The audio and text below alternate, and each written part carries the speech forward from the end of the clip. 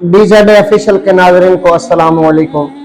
जब इब्न ज़ियाद को इत्तला मिली कि हज़रत इमाम हुसैन अलैहिस्सलाम का कारवां कूफा के नज़दीक पहुंच गया है और कूफा में किसी वक्त दाखिल हो सकता है, तो उसने गज़बनाक होकर अपने मुशीरों, फौजियों और वज़ीरों को दरबार में बुलाया ताकि मशवरा कर सके, और तमाम दरबारियों के सामने ये ऐलान भी कर दिया कि जो शख्स हुसैन अलैहिस्सलाम का सर लाएगा उसे अजीम इनाम दिया जाएगा और 7 साल के लिए राय की हुकूमत भी उसे बतौर इनाम दी जाएगी।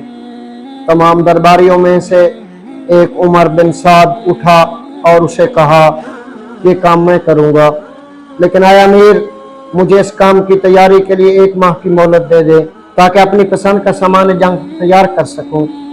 इब्न ज़ियाद ने कहा, अगर तू 1 माह जंग को ताखीर में डालेगा तो दुश्मन हम पर पहले हमलावर हो जाएगा। ज़्यादा दुश्मन को मोहलत देना जायज़ नहीं, बल्कि बिजली की चमक की लहर आनन फानन होती है। उमर इब्न साद ने कहा, 1 माह मोहलत नहीं देता तो 1 रात मोहलत दे। इब्न ज़ियाद खुश हुआ और कहा, 1 रात मोहलत में कोई हर्ज नहीं। महफिल बर्खास्त हो गई और हर शख्स घर चला गया, लेकिन अक्सरियत के दिल इस काम से परेशान और मुज़तरब थे कि इब्न साद जालिम ने किस तरह फरजंद रसूल से जंग को चुन लिया। उमर साद घर गया, असला और दीगर सामान जंग तलब किया, तमाम आलात हर्ब इकट्ठे किए, अपने मुख्तलिफ घोड़े जमा किए और बड़ी तेज़ी से अपने महल में दाखिल हुआ। तो दरबान आया और कहा कि कुछ लोग दरवाजे पर जमा हैं और वो अंदर आने की इजाज़त तलब करते हैं और कहते हैं कि हम मुहाजिरीन और अंसार की औलाद से हैं। उमर साद अपनी मखसूस मसनद पर बैठ गया और उनको अंदर आने की इजाज़त दी।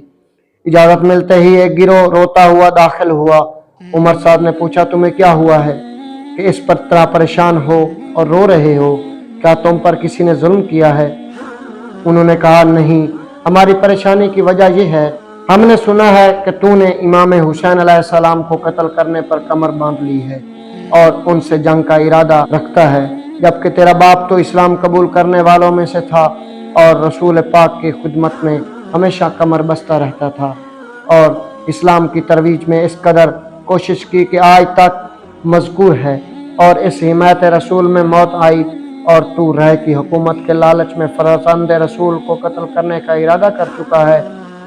आज हमारे ज़माने में पैगंबर की एक ही तो निशानी है और ज़हरा का एक ही तो बेटा है और तमाम आलम का वो अमीर है।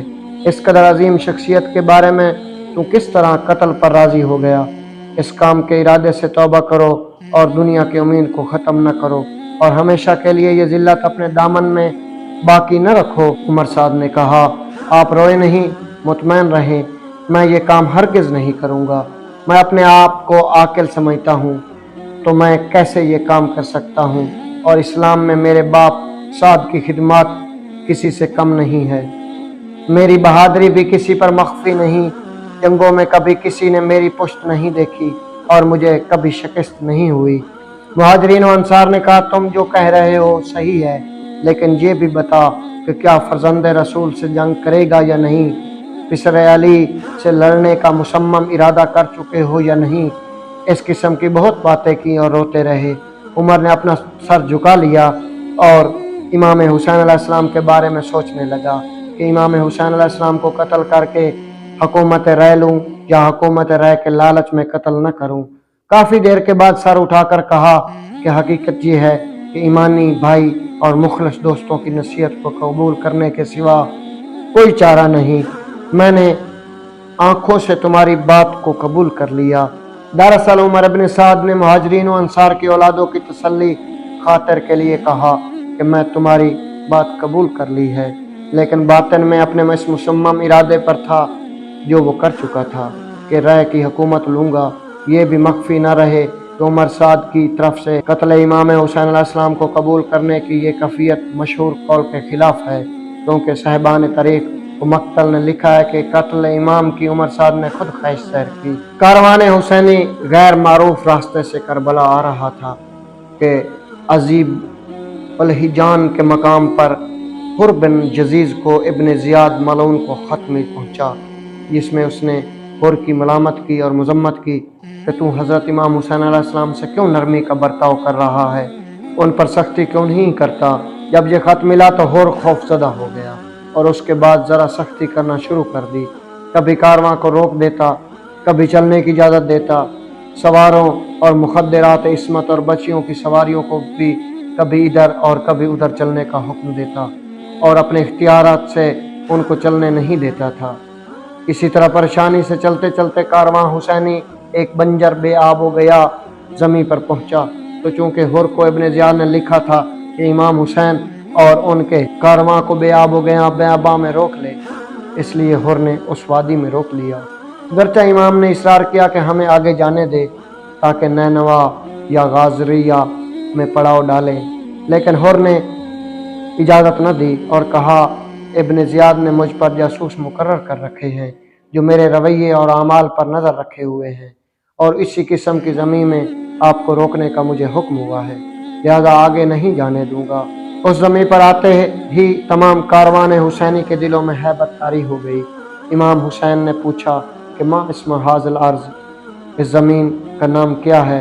तो कहा गया करबला। इमाम ने फरमाया, बस सवारियाँ बिठा दो, नीचे उतर आओ, यही हमारी आखिरी मंजिल है। हमारे मर्दों के घोड़ों से उतरने का यही मकाम है और हमारा खून इस जगह पर बहाया जाएगा। हमारी कब्रें यहाँ बनेंगी।